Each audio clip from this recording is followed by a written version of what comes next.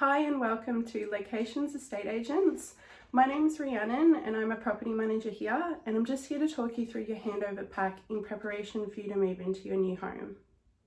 So first up, I'm going to go through the documents in your handover pack that you don't need to sign. They're just here for your reference. So firstly, we've got a welcome letter from Alicia, our director. We've got our bank account details just in case you misplace them.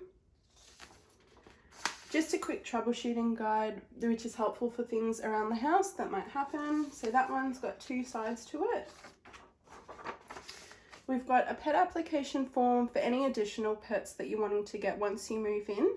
So you don't need to fill this out for any pets that you've already been approved for that are on your lease agreement. This is if you want to get new pets. So if that happens, just fill this out, return it to the agency, and we'll be able to send it to the landlord for approval. We've got a repair request form, so you don't need to report maintenance using this form. You can just call or email us. Most people use this form if they are going to not be home for a routine inspection and they have maintenance to report. Your property manager will collect this wherever you've left it and just bring it back to the office and process it for you. And lastly, we've just got a booklet, which is a pocket guide for tenants by the RTA. So we give this to all of our tenants. It's got some useful information in it about the RTA and also tenancies, and it also has their number down the bottom, so you can call them at any time during your tenancy. Now let's go over the documents in the pack that you do need to sign. So there are 5 different documents in this part of the handover pack, and if you have any questions before you sign any of them, just give the agency a call and we'll be able to help you out with any questions or concerns. The first document we've got is a quick reference guide and information acknowledgement. So this one has our agency name, address, phone number, email address for admin. So your email, if you send it to the admin address, it'll go to Lani and she'll forward it on to your property manager. Office hours are between 9 a.m. and 4 p.m. Monday to Friday.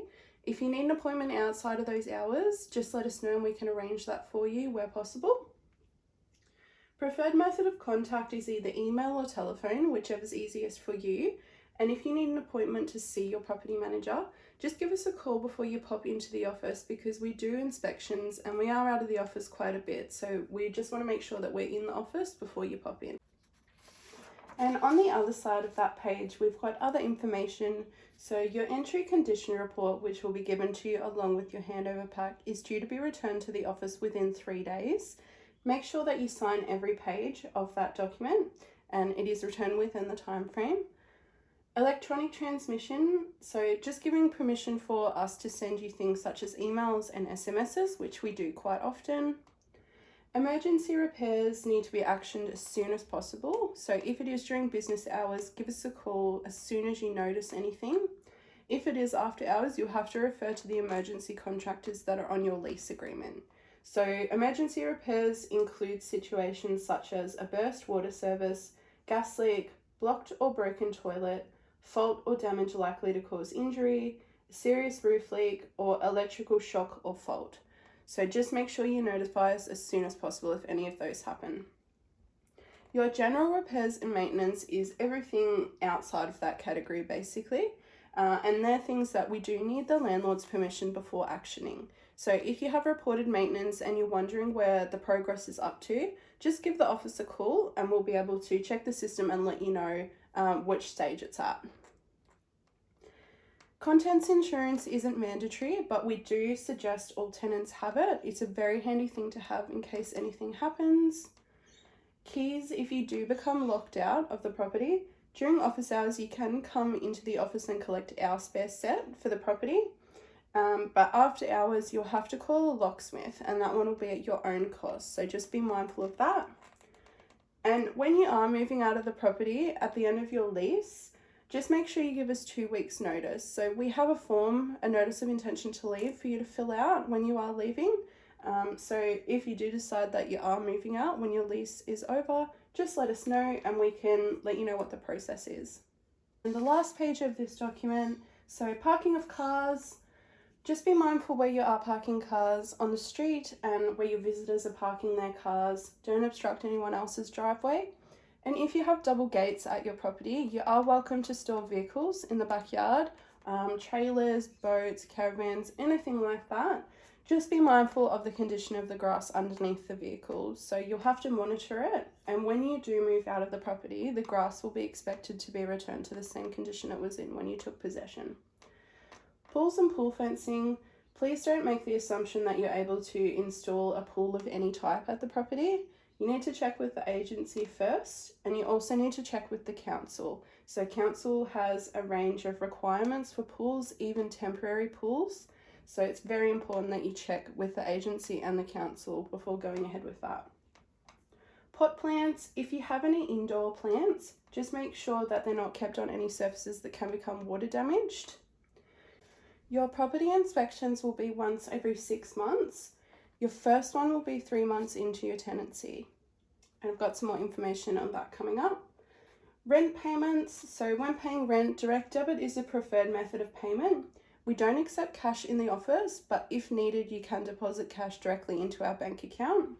And if you want to, you can set up an automatic payment directly with your bank, but just bear in mind that you'll have to do that yourself because we don't have the authorization to do that as an agency.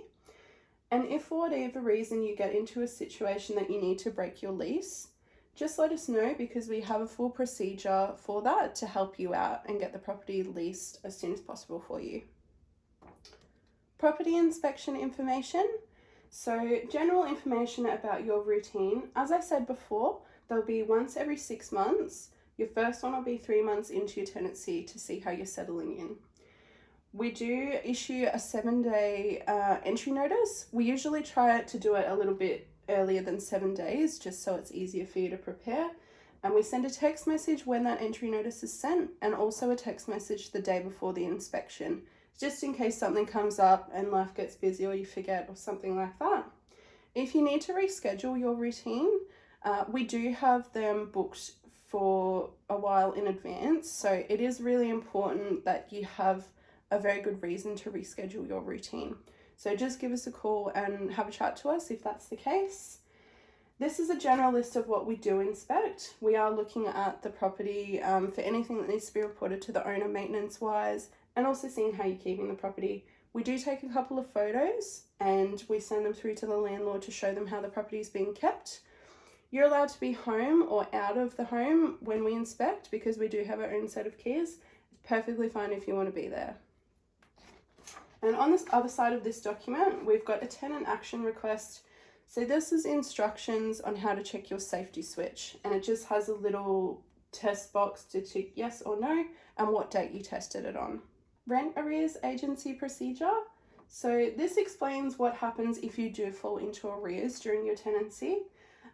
We are understanding if something urgent has happened and you're in a bit of financial hardship. The most important thing is just to keep our agency up to date on your situation.